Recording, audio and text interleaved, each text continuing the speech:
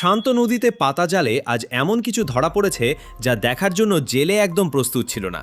জাল টানতেই পানির নিচে শুরু হয় প্রচণ্ড তোলপাড়। পানির নিচে বিশালাকার দৈত্যাকার এক মাছ।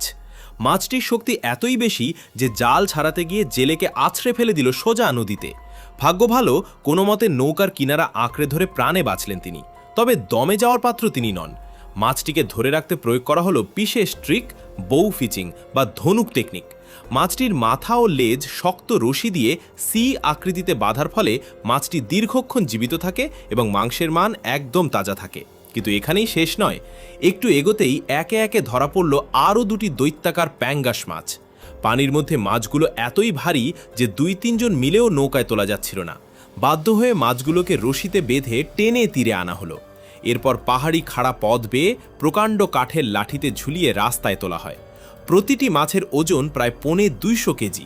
অবশেষে 3 চাকার বাইকে করে মাছগুলো নেওয়া হলো স্থানীয় বাজারে। তাজা ও বিশালাকার হওয়ার কারণে বাজারে পৌঁছাতেই স্থানীয়দের ভিড় জমে যায় এবং মুহূর্তেই চড়া দামে বিক্রি হয়ে যায় সবকটি মাছ।